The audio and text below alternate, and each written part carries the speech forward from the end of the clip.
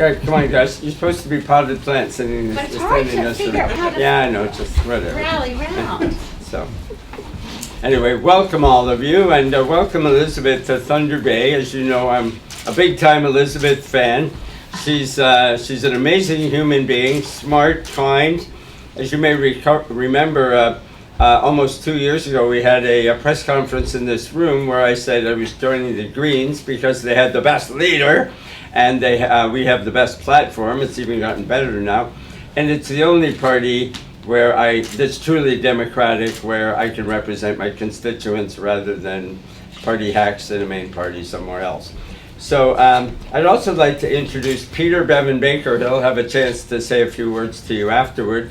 Peter Bevan Baker is the new and very effective not only leader of the Green Party of Prince Edward Island, he's also the first and only Green Party member, party leader, and they have official party status in Prince Edward Island, and he's already having a profound effect on the politics of PEI. As you may be aware, PEI has been about every 4 or 8 years, blue, red. Well, now it's blue, red, and green, and so welcome, Peter. It's nice to have you in Thunder Bay. Tonight, we're having a party here. I've been trying to talk the party into renaming the Green Party the Party for quite a while, get the youth vote. But in that big room tonight, we have a party, and we have a round table and a town hall and a chance to be serious a bit. But we also have music, and Peter is a really fine jazz and blues trumpeter. So if you want to hear Peter and play jazz and blues tonight, please come out. And Tina Flank and Mr. Shushak and others. It's going to be a really nice evening. I have a standing bribe offer for the media tonight, and that is, if you show up, I'll buy you 1 beer each. 1 beer for each media person who chooses to come tonight. Is that a little over the top? I hope not. At least I do it publicly. I don't do it behind closed doors. So I'd just like to say this. We are doing 2 things here today. It's almost 2 press conferences. 2 things beyond bribing the media? Yes, exactly. Just checking. And they are, we're releasing may I have your copy for a second? So the first thing we're doing is Greg Gormick, rail consultant, and I have been working on this report for over 2 years, and it's 98.9% done.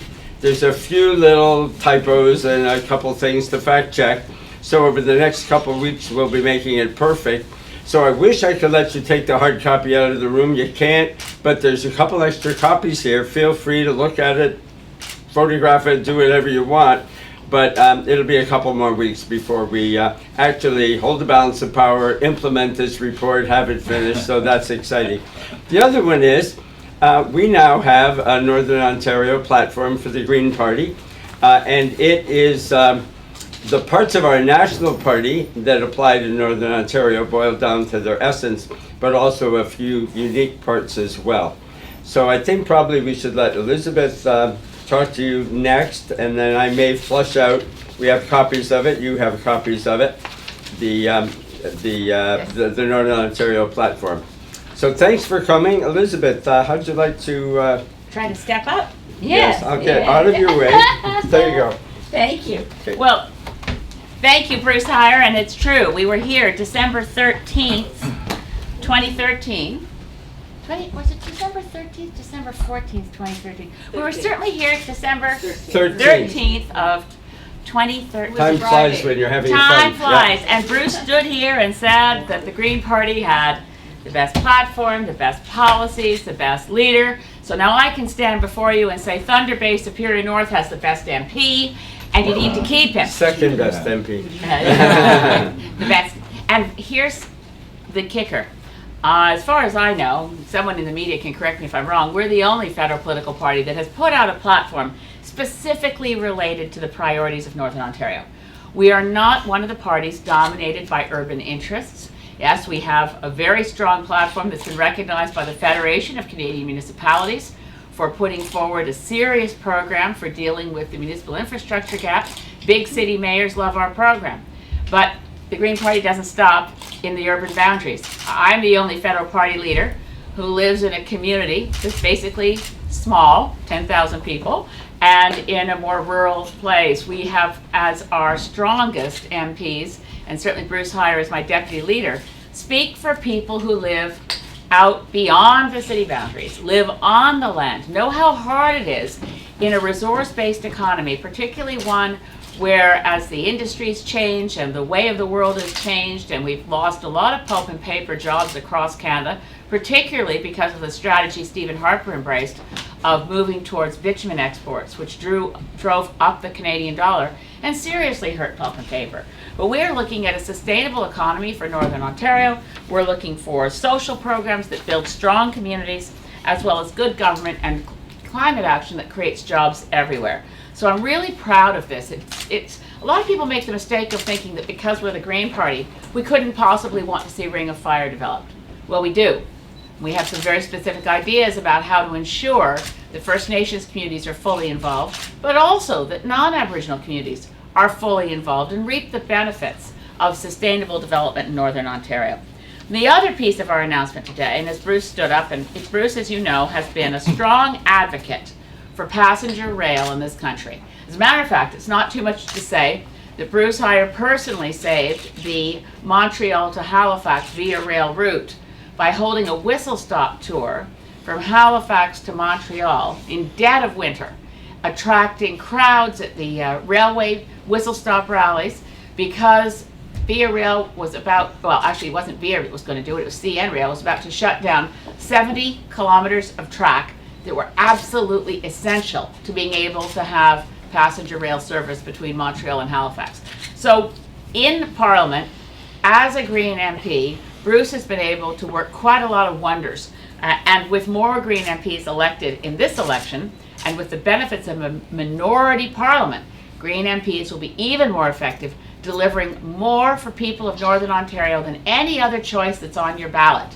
No other candidate on the ballot for Northern Ontario, for Thunder Bay Superior North or Thunder Bay Rainy River, has the mandate to work full on all the time for their constituents. So both Bruce and Christy, as your MPs, will work flat out for Northern Ontario. So I think that's all I need to say by way of opening. There's two different but related platform ideas that we're talking about today. The restoration of passenger rail service, specifically bringing the trains back to Thunder Bay, as well as our economic strategies for Northern Ontario, for job creation, for a prosperous economy, as well as for the extension of our healthcare system to include pharmacare, as well as addressing the persistent problem in Canada of poverty, which we do not have to tolerate. We could have a guaranteed livable income, and that's one of the key Green Platform ideas, going along with carbon fee and dividend, which begins to create the program of people receiving a check regardless of their income level. So I think that's all I want to say, although, Bruce, I was very tempted, so I'm going to do it now since you're talking about bribing reporters. The silly idea that hit me was when you stood up and said that you and Greg Gormick have been working on this for so long. I did feel like bursting into, I've been working on the railway. all the live long day working on the railway, not passing the time away, but trying to bring trains back to Thunder Bay. It does begin to run. All right, we're all open for your questions. Actually, let's let Peter Oh, say sure. Peter Bevan Baker, first, yeah. Member of the Parliament of Prince Edward Island and Green Party leader. Excellent. Two leaders in one day. There you go. Thank you. The most difficult task in politics in Canada is to follow Elizabeth May on a podium. But I'm here, delighted to be here from Prince Edward Island to lend my support to Bruce's campaign. We're here for two things, as Elizabeth and Bruce have already said. One is to do with the support of train and rail transportation here in Canada. And I'd just like to reiterate what Elizabeth said, that Bruce, perhaps not single-handedly, but was an enormous part of saving the ocean line between Halifax and Montreal.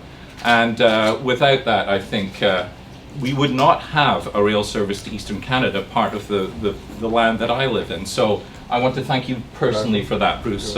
Bruce gets things done.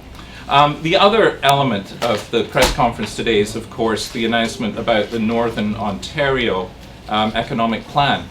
And in some respects, it could be called the Rural Canada economic plan, because the ideas that are appropriate here in Northern Ontario are equally applicable in places like rural Prince Edward Island. The ideas of stimulating local development, of renovating houses, of using green energy, of alleviating poverty. All of these ideas will work as well in any part of rural Canada as they will here in Ontario. So again, I want to thank you for inviting me up here, Bruce. It's an honor to be able to help fellow Greens across the country. It's a new thing for me, and it's a delight to be here. Thank you.